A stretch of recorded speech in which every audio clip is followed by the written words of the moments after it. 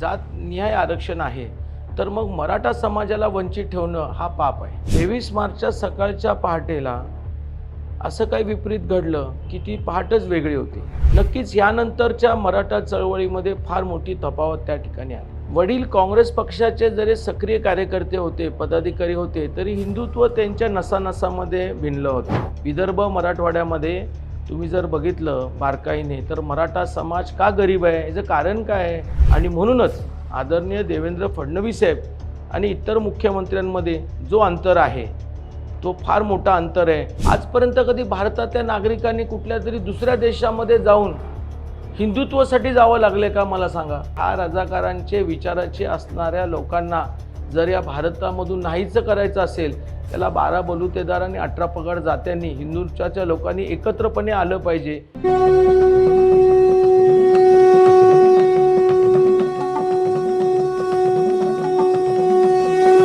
नमस्कार, मी सुधीर लांडगे. सकाळी सकाळी पेपर दारात पडला आणि मराठा आरक्षणाविषयी बातमी आली नाही, आयदर टी व्हीवर किंवा मीडियामध्ये, असं होत नाही. प्रत्येक ठिकाणी ती बातमी असते आणि हा जो सर्वसामान्य नागरिक मनुष्य कुटुंब, माझ्यासारखं जे कुटुंब आहे ते त्या विषयाला धरून इकडे इकडे होतं आणि कन्फ्युजन वाढत चालतं. असे विषय मांडावेत कुणी, घ्यावेत कुणी? मित्रांनो, बंधूंनो, तुम्हाला कधी माहीत आहे का नाही माहीत नाही मला, पण हे जे यज्ञकुंड आहे, मराठा आरक्षण यज्ञकुंड आहे, ते 1980 साली ज्या घरांनी पेटवलं, त्या यज्ञकुंडात ज्यांनी आहुती दिली, अशा अण्णासाहेब पाटील या कुटुंबातील त्यांचे चिरंजीव श्री नरेंद्र पाटील आज माझ्यासोबत याविषयी चर्चा करण्यासाठी आहेत. नरेंद्रजी नमस्कार. नमस्ते. नरेंद्रजी, मला एक सांगा की आज प्रत्येक जण या बातमीविषयी ऐकतो, वाचतो आणि पेटून उठतो, कारण प्रत्येक कुटुंबाने कळत नकळत ती झळ सहन केलेली आहे. पण होतं असं की आज माईक हातात सापडला की कुणी उठतो आणि ते घर कसं जळालं काय याच्याविषयी सुरू होतो. पण असतं असं की ज्यांनी त्या झळ्या उपभोगल्यात, ते चटके उपभोगलेत आणि त्याच्यातून पुढे आल्याने हे मराठा आरक्षण सुरू झालं. याविषयी तुम्ही 2 शब्द सांगा समाजाला. खरं म्हणजे मराठा आरक्षणाची सुरुवात 1980ला सुरुवात झाली. माझे वडील कैलासवासी आमदार अण्णासाहेब पाटील हे मूळचे सातारा जिल्हा पाटण तालुक्यामध्ये एका शेतकरी कुटुंबातील तरुण, ज्याच्यामध्ये शेतीच्या उत्पन्नामधून काही निघत नव्हतं. त्याच्यामुळे एखाद्या संध्याकाळी त्यांनी हा निर्णय घेतला आणि सकाळी एस टी पकडली आणि मुंबईला आले. मुंबईमध्ये स्वतः हमालीचं काम केलं, कालांतराने गोदीचं काम केलं आणि त्यांच्या लक्षात आलं की या सगळ्या कामगार वर्गांना कुठेतरी संघटित करायला पाहिजे. आणि मग खोका बाजारमधले आमचे पाटण तालुक्यातील माथाडी कामगार जे कामगार होते त्यांना संघटित केलं आणि त्यावेळेला स्वर्गीय यशवंतराव चव्हाण, महाराष्ट्राचे पहिले मुख्यमंत्री, यांच्याकडे एक निवेदन दिलं की ज्या पद्धतीनं महाराष्ट्र आणि देशामध्ये काही कामगार कायदे आहेत, तसे असे चढ उतार करणाऱ्या, हमाली करणाऱ्या कामगारांसाठी कायदा व्हावा. याकरिता त्यांनी केलेली मागणी, त्याच्यावरचं झालेलं एक समितीचं गठन आणि समितीच्या गठनानंतर माथाडी कामगार कायदा 1969 हा कायदा त्यावेळेला अस्तित्वात आला. कालांतराने काही मराठा समाजाचे तरुण मंडळी आमच्या वडिलांना भेटले. वडील त्यावेळेला काँग्रेस कमिटीचे अध्यक्ष होते, वडील इंटकचे पदाधिकारी होते, मुंबईमध्ये कुस्ती महासंघाचे पदाधिकारी होते, कामगार चळवळीमध्ये ॲग्रेसिव्ह होते, काँग्रेसचे एक सच्चा कार्यकर्ता होता, त्याचबरोबर ते विधान परिषदेला आमदारही होते. आणि अशा वेळेला मराठा बांधवांनी स्वर्गीय आमदार अण्णासाहेब पाटलांची भेट घेतली आणि मराठा समाजाचं नेतृत्व करावं याची मागणी त्यांनी केली. आणि त्यानंतर स्वर्गीय आमदार अण्णासाहेब पाटील यांच्या लक्षात आलं की 80 ते 90% हा जो कामगार वर्ग आहे हा मराठा समाजासाठी आहे. मुंबईमध्ये खूप मोठी बाजारपेठ आहे, म्हणून ग्रामीण भागातला शेतकरी कुटुंबातला माणूस मुंबईमध्ये येऊन माथाडी कामगार झाला आणि उद्याच्या त्याच्या मुलाचं भवितव्य काय आहे हा प्रश्न त्यांना भेडसावत होता. आणि यानंतर त्यांनी महाराष्ट्राचा दौरा केला, विदर्भ, मराठवाडा, पश्चिम महाराष्ट्र, खानदेश. आणि त्यांच्या लक्षात एक आलं की सगळ्या समाजाला ज्या वेळेला आर्थिक निकषावरती आरक्षण मिळतं, जातनिहाय आरक्षण आहे, तर मग मराठा समाजाला वंचित ठेवणं हा पाप आहे. आणि म्हणून मराठा आरक्षणाची खरी सुरुवात 1980 पासून अखिल भारतीय मराठा महासंघाची संस्था त्यांनी स्थापन केली. ज्याचे ते स्वतः संस्थापकीय अध्यक्ष होते आणि त्यावेळापासून मराठा समाजाला आर्थिक निकषावरती आरक्षण मिळालं पाहिजे याची चळवळ त्या ठिकाणी सुरू झाली. बांधव हो, आज बरोबर 42 वर्ष 7 महिने आणि 23 दिवसापूर्वी म्हणजे 22 मार्च 1982 रोजी मराठा समाजाच्या आरक्षणाची गरज ओळखून अख्ख्या महाराष्ट्राला जागं करत मराठा आरक्षणाचं पहिलं यज्ञकुंड पेटवलं त्या अण्णासाहेबांनी. आणि त्याच अण्णासाहेबांचे चिरंजीव आज माझ्याबरोबर आहेत. जी झळ, जे यज्ञकुंड, जी आहुती स्वतःच्या घरात अनुभवली आणि तो प्रवास त्या दिवसापासून 22 मार्च 1982 पासून जे तुमच्या वडिलांनी सांगितलं की जर मराठ्यांना आरक्षण नाही भेटलं तर मी उद्याची पहाट पाहणार नाही आणि म्हणून स्वतःच्या बंदुकीतून स्वतःला गोळी घालून संपवणाऱ्या त्या घरात तुम्ही जन्म घेतला. मला नरेंद्रजी तुम्ही मला हे सांगा की अशा घरामध्ये ते गेल्यानंतर अख्ख्या महाराष्ट्राचं पितृत्व आपल्याकडे असताना आणि त्यावेळीची ती परिस्थिती आणि आजची परिस्थिती तुम्हाला काय वाटतं? हे जे आरक्षणाचं जे आंदोलन चालू आहे ते सकारात्मकतेकडून नकारात्मकतेकडे चालू आहे का की काय, यावर तुम्ही काय बोलू शकता? खरं म्हणजे आम्ही 7 वर्षाचा मी होतो आणि आमच्या घरी वडिलांचं खरं म्हणजे वडील ज्या वेळेला यायचे त्यावेळेला आम्ही झोपलेलो असायचो आणि कधीतरी असं व्हायचं की आम्ही शाळेत जायच्या अगोदरच वडील प्रवासाला निघून गेलेले असायचे. वडिलांच्या बरोबर आमचा फार बोटावर मोजणारे दिवस आम्ही वेळ घालवलेले असं आमच्या लक्षात आहे. परंतु 22 मार्चच्या मोर्चाच्या निमित्ताची मोठी तयारी चालू होती हे आमच्या लक्षात येत होतं. कारण घरामध्ये लोक यायची, पाहुण्यामध्ये यायची, मराठवाड्यातली लोकं यायची, विदर्भातली लोकं यायची आणि वडिलांना घरी बैठका असायच्या. त्याच्यामुळे लहान असल्यामुळे आम्हाला फक्त पाहुणे घरी येले आणि गेले एवढंच काढायचं. पण तो 23 मार्चचा दिवस मी कधीच विसरलो नाही, आजपर्यंत नाही विसरलो.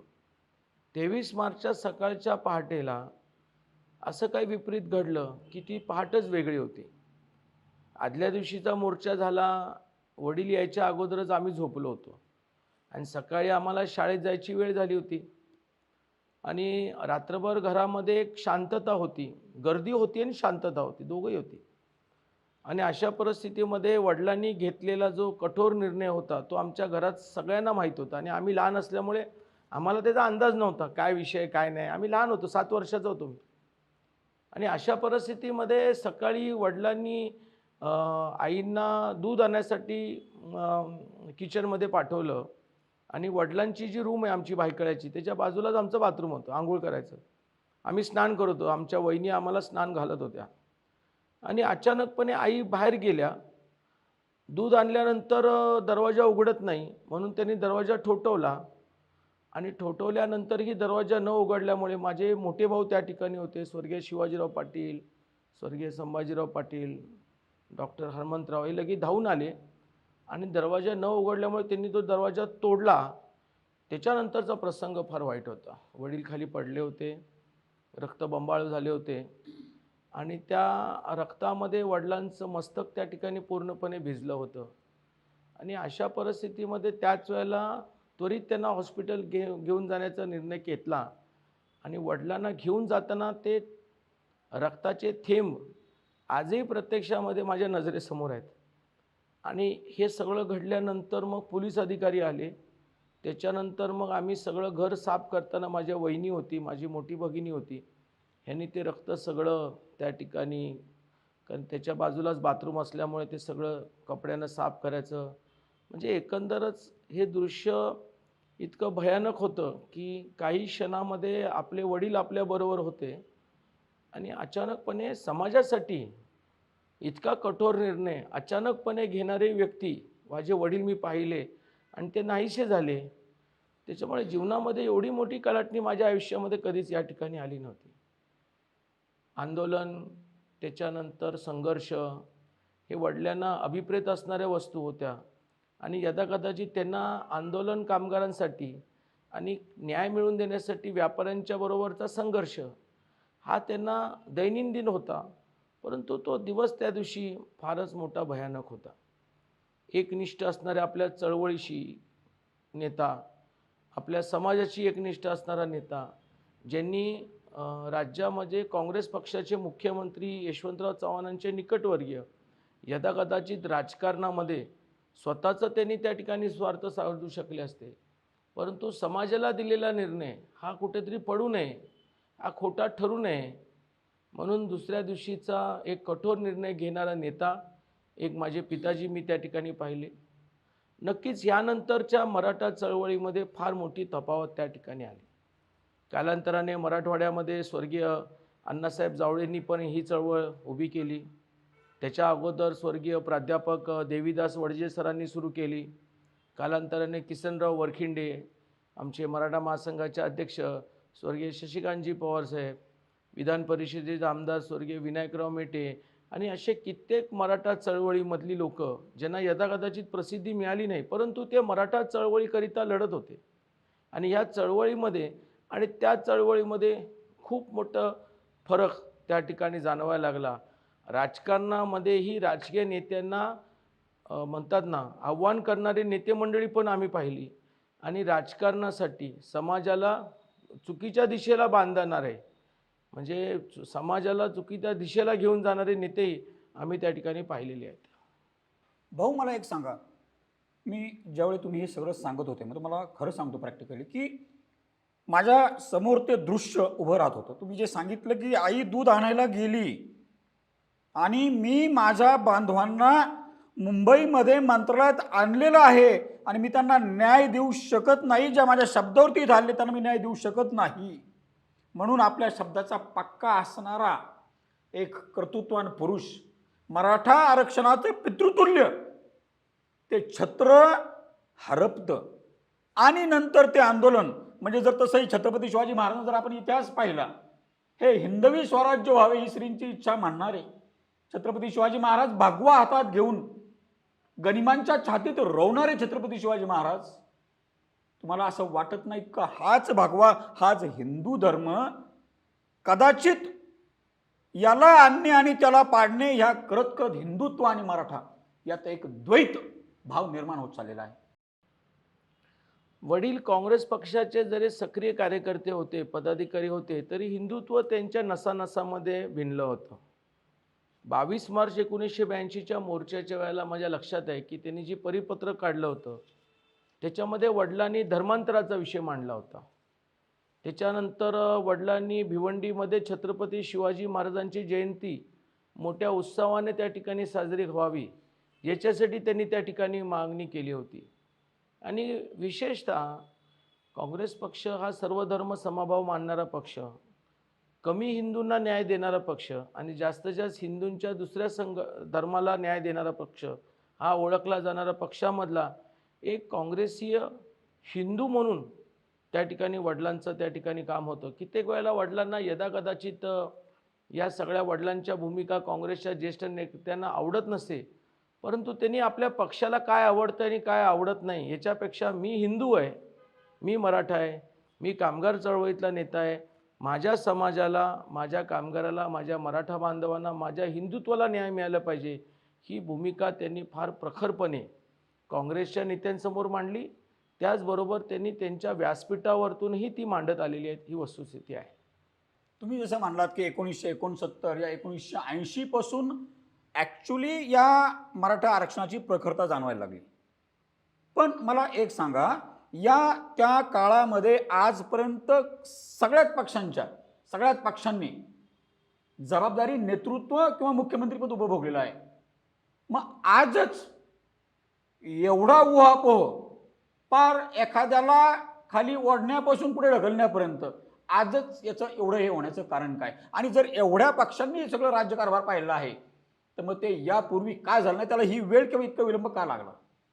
मराठा समाजामधला एक मोठा वर्ग आहे तो हे राज्य करते. म्हणजे जर तुम्ही पाहिलं तर महाराष्ट्रामध्ये सगळ्यात जास्त मुख्यमंत्री कुठल्या समाजाचे झाले असेल तर मराठा समाजाचे. किंबहुना त्यांना वाटायचं की माझ्या घरामध्ये हत्ती नांदायला लागला म्हणजे आमच्या मराठा समाजाच्या घरी हत्ती नांदतो, आमच्या घरामध्ये सोन्याची कौलं चढली म्हणजे गरीब मराठा शेतकऱ्यांच्या घरातही सोन्याची कौलं चढलेली असावीत, असं ते गृहीत धरून मराठा समाजाच्या मुख्यमंत्र्यांनी कधी मराठा समाजाला न्यायच दिला नाही, ही वस्तुस्थिती आहे. स्वर्गीय बाबासाहेब भोसले हे माझ्या वडिलांच्या काळात मुख्यमंत्री होते, परंतु कालांतराने आदरणीय शरदचंद्रजी पवार साहेब, स्वर्गीय विलासराव देशमुख, अशोकराव चव्हाण साहेब, पृथ्वीराज चव्हाण साहेब, या सगळ्या लोकांनी, वेगवेगळ्या लोकांनी महाराष्ट्राचं नेतृत्व ज्यावेळेला केलं त्यावेळेला मूळ प्रवाहामध्ये असणारा मराठा समाज याला यापासून वंचित ठेवला. खरं म्हणजे एक म्हण आहे जी आम्ही सगळेच राज्यकर्ते म्हणतो की छत्रपती शिवरायांनी 12 बलुतेदार आणि 18 पगड जात्यांना घेऊन स्वराज्याची स्थापना केली, ही वस्तुस्थिती आहे. परंतु कुणी घेतलं? मराठा साम्राज्याचे असणारे राजे छत्रपती शिवरायांनी केलं. परंतु आज परिस्थिती अशी झाली, ज्या शिवबाने, ज्या छत्रपती शिवाजी महाराजांनी स्वराज्याची स्थापना करताना या सगळ्यांना घेतलं, त्या सगळ्यांना न्याय देत देत आम्ही आलो.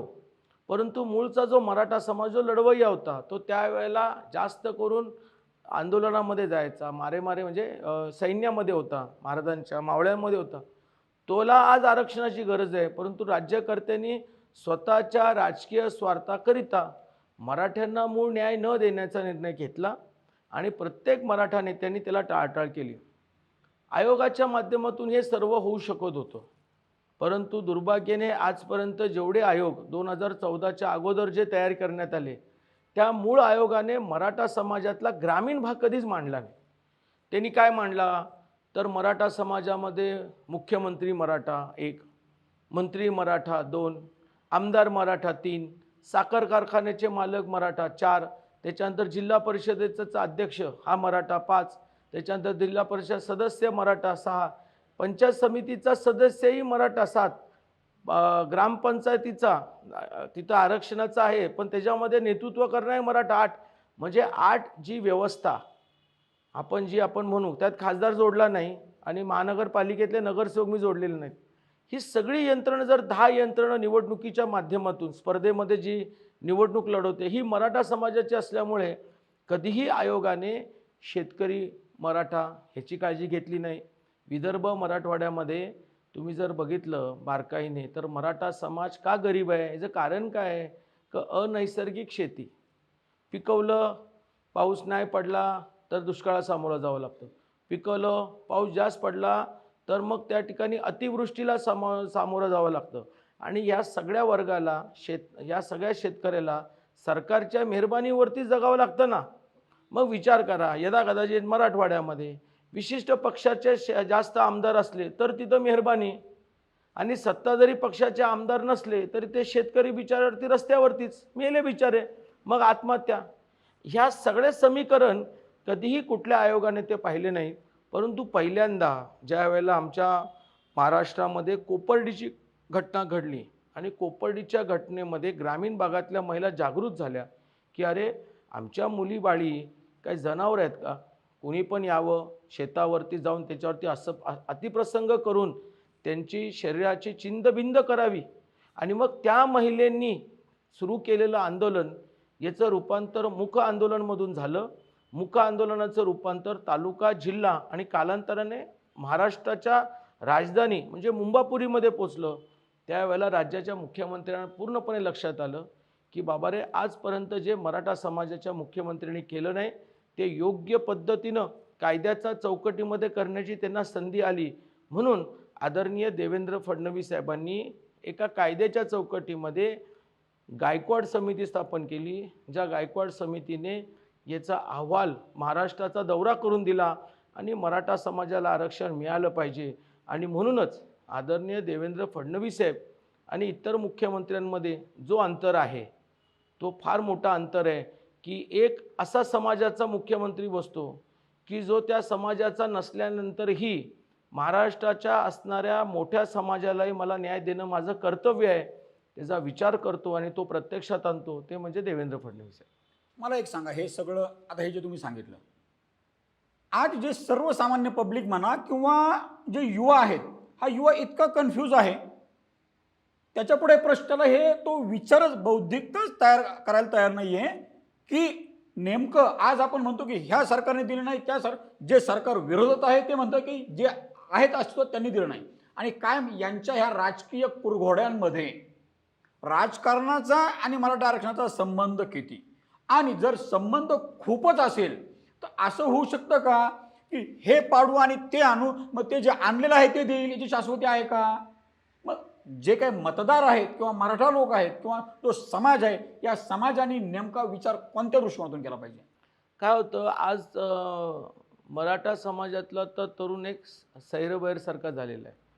एखादं वासरू ज्या वेळेला जंगलामध्ये सोडल्यानंतर आपल्या आईला किंवा वडिलाला शोधत असतं, तसं एक त्या मराठा समाजाच्या तरुणांची परिस्थिती झालेली आहे. सत्तेवर बसलेला होता आपल्या जातीतला मुख्यमंत्री, त्यांनी दिलं नाही. सत्तेवर बसल्यानंतर आपल्या जातीतल्या नसलेल्या माणसाने आम्हाला दिलं, पण कौतुक कसं करायचं हा पहिला प्रश्न निर्माण झाला. म्हणजे मराठा मुख्यमंत्र्यांनी दिलं नाही त्याचा अनादर करता येत नाही. नॉन मराठा मुख्यमंत्र्यांनी कायद्याच्या चौकटीमध्ये राहून दिलं तर त्याचं कौतुक करता येत नाही. म्हणून मराठा समाज मोठ्या प्रमाणामध्ये आता सैरभैर त्या ठिकाणी झालेला आहे. दुसरा मुद्दा म्हणजे आज ग्रामीण भागामध्ये जर तुम्ही बघितलं, खास करून मराठवाडा, मी मराठवाडा विषय का घेतो, कारण पश्चिम महाराष्ट्रामध्ये आमच्या वेगवेगळ्या राज्यकर्त्यांनी धरणाच्या माध्यमातून जे काय पावसाळ्याचं पाणी साठवलं आणि साठवलेल्या पाण्यामधून शेती ही पाण्याखाली आणण्याचा ज्यांनी प्रयत्न केला आणि ते यशस्वी झाले, म्हणून तिकडचा शेतकरी सदन मानला जातो. परंतु हेच मराठवाड्यामध्ये होऊ शकलं नाही. आता मराठवाड्यामध्ये काही जिल्ह्यामध्ये सिंचनाच्या माध्यमातून धरणाच्या पाण्यामधून काहीतरी चांगलं चाललं आहे. पण जुन्या काळामध्ये जर आपण पाहिलं तर आजही मराठवाड्यातला बराचसा जिल्हा हा दुष्काळ आहे आणि हा दुष्काळमुक्त होतच नाही. दुसरा मुद्दा, रोजगाराची काही शाश्वत नाही.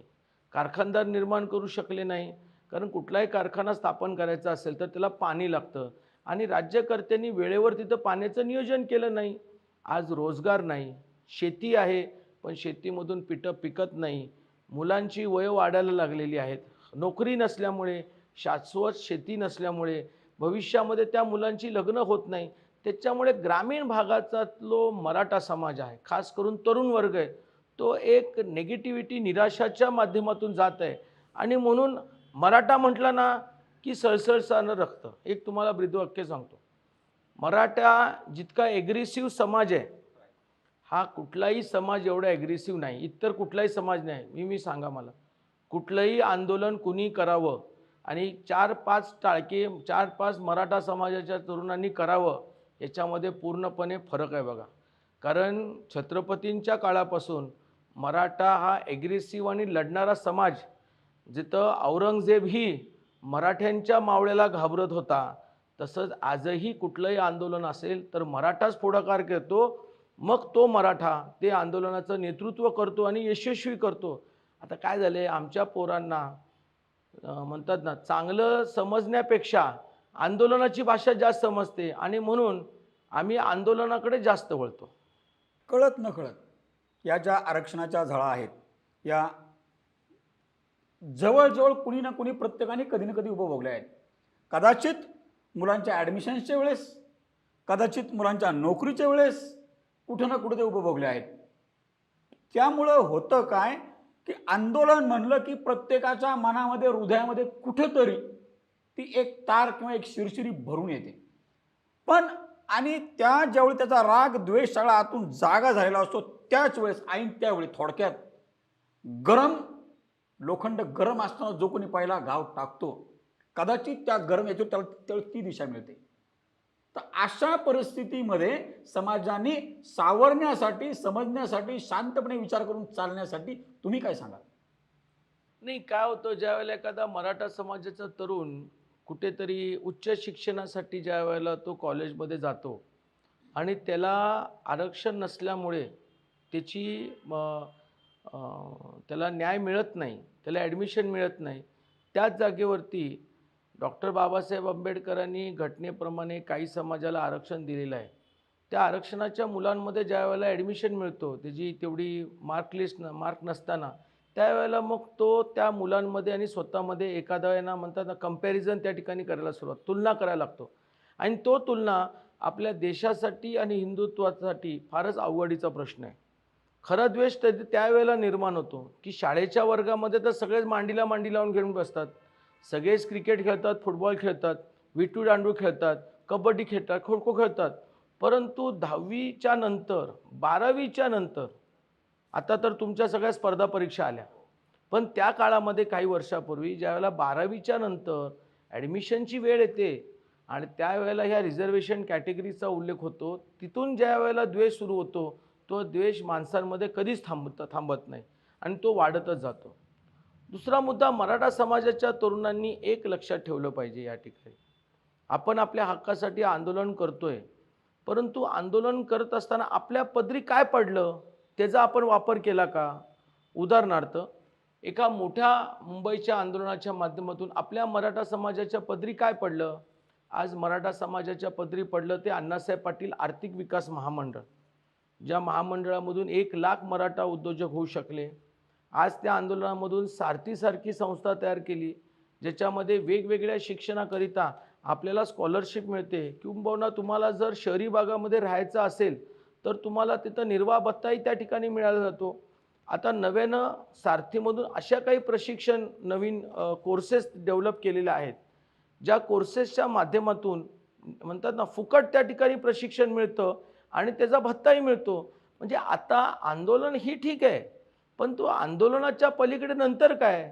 तर तरुणांनी महामंडळ आहे, तरुणांनी सारथी आहे, या प्रशिक्षण या महामंडळाचा वापर करून आर्थिक परिस्थिती सुधारण्याकरिता आता आपलं लक्ष केंद्रित करणं गरजेचं आहे. हे सगळं आंदोलन चालू असताना बऱ्यापैकी वेळा काय होतं की आपल्याला असं वाटतं की हा हिंदू समाज एकत्रितपणे काम करत चालला आहे, पण त्याला कुणीतरी बाह्य शक्ती, उदाहरणार्थ रजाकारांचे वंशज म्हणा किंवा अन्य मुस्लिम धर्मांध हे मराठा समाजाला मूळ प्रवाहापासून विभागण्याचा, तोडण्याचा प्रयत्न करत आहेत का? हे सगळं चालू असताना असं तुम्हाला काय वाटतं? बघा काय होतं की आपण भारताची रचना जर पाहिली तर मूळचा भारतामध्ये असणारा हिंदू समाज, ज्याच्यामध्ये आपल्या देवदेवतांचे काही अंश सापडलेले आहेत. रामाचं मंदिर आपल्याला या ठिकाणी भारतामध्ये सापडलेलं आहे. आजपर्यंत कधी भारतातल्या नागरिकांनी कुठल्या तरी दुसऱ्या देशामध्ये जाऊन हिंदुत्वासाठी जावं लागले का? मला सांगा. नाही. बरोबर आहे. राम आमच्या भूमीमधले, हनुमान आमच्या भूमीमधले, त्याच्यानंतर शंकरजींचं वास्तव्य आपल्या भूमीमधलं, गणपतीचं आपल्या भूमीमध्ये, म्हणजे भारतामध्ये असणारे जी जन्मभूमी आहे, ही जी पवित्र भूमी आहे, ही सगळी हिंदुत्वाची आहे. आता या हिंदुत्वावरती आपलं अंकुश ठेवण्यासाठी, राज्य करण्यासाठी रजाकारांचेच काही बछडे त्या काळामध्ये भारतावरती आक्रमण करण्यात आले. हे कशासाठी आले? हे आक्रमण करण्यासाठी आले. ही आपली असणारी संपत्ती लुटण्यासाठी आले. आपल्या शेतकऱ्यांनी आपलं सोनं हे लुटण्यासाठी ते लोक आले. त्यांनी काही तर त्यांचा धर्माचा प्रचार करायला आले नव्हते. त्याच्यामुळे आपले जेवढे रजाकारांची मुलं त्या काळातून आली, या रजाकारांनी आपल्या देवदेवतांची मंदिरं विटंबना करणं, आपल्या स्त्रियांवरती धर्मांतरांचं लादणं, आपल्या पुरुषांना त्या ठिकाणी धर्मांतर करण्याकरिता या ठिकाणी जबरदस्ती करणं, नाहीतर स्वतःचं तिथं हत्या, म्हणजे तुम्ही एकतर जगाल तर धर्मांतर केलं, नाहीतर धर्मांतर करू शकला नाही तर तुमची हत्या केली जाईल, अशा प्रकारचे मुद्दे त्यांनी त्या ठिकाणी मांडले. म्हणजे पहिल्यापासूनच हे करत आलेले आहेत आणि हे काय थांबलेलं नाही आहे. आजच्या जागेवर ही रजाकारांची जी काही मुलं आहेत ना, ही मुलं कधी ना कधीतरी कुठल्या तरी टिपू सुलतानच्या माध्यमातून दिसतं, अफजलच्या माध्यमातून आम्हाला दिसायला मिळतं, तर आता त्या हैदराबादमधले असणारे ओवीसींच्या माध्यमातून दिसायला मिळतात. यांची भूमिका काय आहे? जी यांच्या बापदाद्यांची भूमिका आहे तीच भूमिका आताची. आजही धर्मांतराच्या नावावरती ज्यावेळेला हिंदू धर्मामधील असणाऱ्या एका गरीब स्त्री मुलींच्या बरोबर जबरदस्तीनं त्या ठिकाणी आंतरजातीय विवाह केल्यानंतर तिचं त्या ठिकाणी नंतर हत्या केली जाते, धर्मांतर लादलं जातं, अनैतिक संबंध त्या ठिकाणी निर्माण करून खूप मुलं त्या ठिकाणी जन्माला घातली जातात, त्यावेळेला ही रजाकारांची जी खरी बाप लोक आहेत ना, ही त्या ठिकाणी दिसतात. म्हणून मला तर स्पष्टपणे म्हणायचं आहे की हा रजाकारांचे विचाराचे असणाऱ्या लोकांना जर या भारतामधून नाहीचं करायचं असेल, त्याला 12 बलुतेदार आणि 18 पगड जात्यांनी, हिंदुत्वाच्या लोकांनी एकत्रपणे आलं पाहिजे. जर आमचे छत्रपती संभाजी महाराज जर म्हणत होते जीव गेला तरी बेहत्तर, मी धर्मांतर स्वीकारणार नाही, मग आज कुठेतरी आमिषाच्या पोटी आमच्या हिंदू मुलांनी, आमच्या हिंदू मुलींनी प्रेमाकरिता धर्मांतर करू नये, हे एवढंच माझं त्या सर्व हिंदू धर्मातील लोकांना या ठिकाणी विनंती राहील. आणि रजाकारांनाही या ठिकाणी सांगेल, अरे आमचे छत्रपती शिवराय होते म्हणून तुमच्या असणाऱ्या औरंगजेबाला परत आम्ही दिल्लीला जाऊ दिलं नाही. मला तर पूर्णपणे वाटतं आमच्या छत्रपतींचं एवढं चांगलं प्लॅनिंग होतं की त्यांना औरंगजेबाला महाराष्ट्रामध्येच त्यांनी कित्येक वर्ष गुंतवून ठेवलं, महाराष्ट्रामधून त्यांना परत दिल्लीला न जाऊ दिलं आणि शेवटला त्यांचा अंतही महाराष्ट्राच्या भूमीमध्येच केला. या औरंगजेबाच्या पिल्ल्यांना लक्षात आलं पाहिजे की आम्ही छत्रपतींच्या मावळ्याच्या नादा लागू नको. जर आम्ही छत्रपतींशी भिडू शकलो नाही तर यांचे मावळे तर अजून 4 पावलं पुढे आहेत. आता त्यांचा अंत नगरमध्येच झाला. ही ती भूमी आहे आणि म्हणून या भूमीमधून अगदी शेवटचा प्रश्न वाचताना मी एक सहज बोलू इच्छितो. कसा आहे की आम्ही तिघं भाऊ, शेती आमची एक 10-12 एकर. आता तीच शेती जर समजा मी व्यवसायात आलो नसतो तर मी तीच शेती करत राहिलो असतो आणि आम्हा तिघा भावांना परत पुढं 2-2 म्हणजे ती 12 एकर तिघात 4-4, आता परत 4-4ला 2-2 म्हणजे 2-2. तर अशी जी मराठा समाजाची जो त्या शेतामध्येच आहे त्यातून बाहेर पडत नाहीये अशा माझ्या मराठा युवकांना तुम्ही सारथीच्या माध्यमातून जे कार्य करत आहात किंवा अण्णासाहेब पाटील विकास महामंडळाच्या माध्यमातून जे काम करतात यामधून तुम्ही काय सांगू शकाल? खरं म्हणजे माझ्यासाठी पूर्ण चर्चामधला हा सगळ्यात चांगला प्रश्न आहे. कारण आजपर्यंत आम्ही वेगवेगळ्या लढाया लढलो, पण पुढं काय? आज किती काळ आम्ही अशाच प्रकारे रस्ता रोको करू, एखाद्या विशिष्ट पक्षाला नेत्याला शिव्या देत राहू, त्याचा अपमान करत राहू? आपल्यामध्ये परिवर्तन होणं गरजेचं आहे.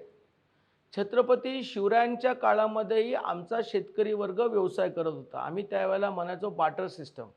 एक आहे शेतकरी जो शेतीमधून धान्य पिकवायचा, तर वेगवेगळ्या व्यवसायामधले आमचे वेगवेगळ्या हिंदू धर्मातले लोक, कुणी मडकी बनवायचा, कुणी लोहाराचं काम करायचा, तर तिकडे जाऊन त्याच्याकडनं अवजार बनवायचं आणि धान्य द्यायचं. म्हणजे आम्ही व्यवसायामध्ये पहिल्यापासून आहोत. परंतु मधलाचा एक असा वर्ग गेला ब्रिटिशांचा, ज्याने आपल्याला जात न्याय विभागलं गेलं आणि कालांतराने शेतकरी हा सर्व सदन आहे असं लोकांपर्यंत एक तर चित्र निर्माण करण्यात आलं. ह्याचा दुसरा काय झालं की भारतामधले असणारे काही राज्यामध्ये जिथं शेती नव्हती पण व्यवसाय करण्याकरिता ती लोक महाराष्ट्रामध्ये आली आणि त्यांनी बार्टर सिस्टमसारखाच व्यवसाय सुरू केला. कालांतराने ते त्यांच्या व्यवसायामध्ये उभे राहिले आणि आम्ही शेतीमधूनच त्या ठिकाणी गाडून राहिलो स्वतःला. आज एक वडिलांची मुलं 4 झाली, 5 झाली, त्यांची मुलं, म्हणजे पंजोबांची वेळेला शेती एकरीमध्ये होती, आता नातवंडांच्या माध्यमातून ती शेती आता गुंठेवर आलेली. मी मुलांना एकच सांगेल, मराठा समाजाच्या तरुण आणि तरुणींना, की ही गोष्ट खरी आहे की आपण आपल्या आरक्षणासाठी वैचारिक लढा लढला पाहिजे. तो आपला जन्मसिद्ध अधिकार आहे. कारण सगळ्या समाजाला न्याय मिळत असेल तर मराठा समाजाला वंचित का ठेवावं? परंतु याला जोड मी असं म्हणेल की जे आपले शिक्षणामध्ये चांगलं उत्तीर्ण आहेत मुलं, यांना सारथीमधून उच्च शिक्षण घेण्याकरिता स्कॉलरशिप मिळते. त्याच्यानंतर त्यांची राहण्याची सोय, त्याचा खर्च ही सारथीच्या माध्यमातून दिला जातो. हा झाला शिक्षणाचा मुद्दा. आणि आज रिझल्ट आहे, म्हणजे मी आज जास्त बोलत नाही, परंतु फडणवीस साहेबांच्या कालखंडामध्ये जी सारथी डेव्हलप झाली, त्या सारथीच्या माध्यमातून MPSCच्या माध्यमातून हजारो मुलं आज त्या ठिकाणी शासकीय नोकरदार झालेले आहेत. मग कोणी कलेक्टर झाले, कोणी DYSP झालेले आहे, वेगवेगळ्या हुद्द्यावर गेलेले आहेत. IPS मध्ये पण आता आमची सारथीची मुलं आलेली आहेत मराठा समाजाची. व्यवसायाच्या निमित्ताने काही ट्रेनिंग फ्रीमध्ये मिळालेली आहेत, ती आता मुलं पायावर उभा राहिलेले आहेत. महामंडळ हे एक फार मोठं, मी म्हणेल की भारतामधलं असं महामंडळ फडणवीस साहेबांच्या मुख्यमंत्री कालखंडात झालं की ज्याच्यामध्ये व्यवसाय करण्याकरिता बँकेमधून कर्ज आणि व्याज सरकार महामंडळाच्या माध्यमातून देतं, म्हणजे बिनव्याजी कर्ज. आता ज्याला व्यवसाय करायचा ते धाडस करू शकतात. मला गर्वाने सांगावंसं वाटतं, महाराष्ट्रामध्ये 1 लाख मराठा उद्योजक होत असताना आम्हाला भ्रष्टाचार मुक्त महामंडळ करण्याची जी आम्हाला एक जबाबदारी फडणवीस साहेबांनी दिली होती, ती आम्ही यशस्वीरित्या पार करू शकलो. त्याचबरोबर आज मुलं ग्रामीण भागातली पायावर उभा राहिली. कुणी शेतीच्या कुक्कुटपालनासाठी, शहरामधले व्यवसाय, कुणीतरी त्या ठिकाणी CC लोनच्या माध्यमातून त्या ठिकाणी व्यवसाय करायला, कुणी ट्रक घेतला, कुणी टेम्पो घेतला, कुणी टुरिस्ट व्हेकल घेतली, कुणी ट्रॅक्टर घेतला, JCB घेतला, हार्वेस्टर मशीन घेतली, कुक्कुटपालन केलं, शेळीपालन केलं, दुग्ध व्यवसाय केले. काहींचे परिवार तर दुग्ध व्यवसायाच्या माध्यमातून आज कोट्यावधी त्या ठिकाणी झाले आणि त्यांनी मोठमोठे व्यवसाय निर्माण केले. हे किती अभिमानास्पदाची बाब आहे. ही संकल्पना फडणवीस साहेबांना कुठून आली? तर ही संकल्पना आदरणीय मोदी साहेबांच्या नेतृत्वाखाली आली. भारत हा फार मोठा इम्पोर्टर आहे. आम्ही एक्सपोर्टर कमी आणि इम्पोर्टर आहे. मग भारतातले पंतप्रधानांना काय वाटतं, अरे आम्ही काय इम्पोर्ट करावा? आमच्या भारतामध्येही आमच्या तरुणांमध्ये अशा प्रकारची व्यवसाय करणाऱ्यांची एक ताकद आहे. फक्त त्यांना प्रेरणा देण्याची गरज आहे आणि ती प्रेरणा देवेंद्र फडणवीस साहेबांनी या महामंडळाच्या माध्यमातून दिली. मला गर्वाने आनंद वाटतो की असा नेता आमच्या देशामध्ये आहे जो भारतामध्ये सक्षम करण्यासाठी छोटे व्यवसाय सुरू करा, छोटे लघु उद्योग सुरू करा, छोटे छोटे लोकांना बँका कर्ज देण्याचा निर्णय घेतात. त्याला चलन म्हणजे त्याला पुढं आणण्यासाठी देवेंद्रजींनी जबाबदारी दिली. माझी मराठा बांधवांना, मुली आणि मुलींना विनंती आहे, तरुणांना विनंती आहे की व्यवसाय करणं ही पहिल्यांदा खूप आपण घाबरत होतो. का? कारण व्याजाचा दर, बापाची संपत्ती नाही आहे, मग कित्येक वेळा मुलांच्याकडनं काही चुका घडलेल्या आहेत, त्याच्यामुळे मुलंही बऱ्यापैकी कर्ज दिलं आणि त्यांनी कर्ज फेडलं नाही तर परत बापालाच फेडावं लागेल, त्याच्यामुळे बाप घाबरतो. परंतु आज मुलांना आणि मुलींमध्ये एक कॉन्फिडन्स आलेला आहे की आम्ही व्यवसाय करू शकतो आणि महामंडळ तुमच्या पाठीशी आहे. माझी सगळ्या मराठा बांधवांना विनंती आहे, जरी ही आजची चर्चा निवडणुकीच्या वातावरणामध्ये जरी झाली असली, माझा महाराष्ट्रामध्ये प्रवास निवडणुकीच्या माध्यमातून महायुतीचा जरी असला तरी मी माझ्या मराठा समाजाला व्यवसायाच्या निमित्ताने पायावर उभा राहण्यासाठी कटिबद्ध आहे. मी माझ्या समाजाशी कटिबद्ध आहे की या समाजाला प्रत्येक घरटी कुठल्या ना कुठल्या तरी व्यवसायाच्या माध्यमातून आपण पायावरती उभं राहू शकतो आणि मराठा क्रांती सूर्य अण्णासाहेब पाटील आर्थिक विकास महामंडळ या प्रत्येक मराठा बांधवांच्या पाठीशी खंबीरपणे उभं आहे. फक्त तुम्ही धाडस करा, तुम्ही घेतलेलं कर्ज व्यवस्थितपणे फेडण्याची क्षमता तयार करा. फार चांगली संधी आहे. या संधीचं योग्य रूपांतर व्यवसायाच्या निमित्ताने आपण मोठे व्हाल अशी मला पूर्णपणे विश्वास आहे आणि अण्णासाहेब पाटलांचा मुलगा तुमच्या मराठा बांधवांच्या पाठीशी खंबीरपणे उभा आहे. जातीपातीचं राजकारणाचं ह्या सगळ्या जोडं आम्ही ज्या वेळेला महामंडळात जाऊन बसतो, काम करतो, त्याला आम्ही अलिप्त ठेवतो. आमचा उद्दिष्ट स्पष्ट आहे की मराठा उद्योजक झाला पाहिजे आणि मला विश्वास आहे की पुढच्या येणाऱ्या काळामध्ये आम्हाला जी अधिकची जबाबदारी आदरणीय फडणवीस साहेब आणि एकनाथ शिंदेंनी आता दिलेली आहे, त्या जबाबदारीच्या माध्यमातून नवीन योजना, नवीन काहीतरी तंत्रज्ञान वापरून या जेवढे मधले काही प्रकरणामध्ये आमच्या लक्षात येत आहे ते सगळे दूर करून, हडल सगळे दूर करून आम्ही एक आधुनिक पद्धतीचं महामंडळ त्या ठिकाणी यशस्वीरित्या तयार करू.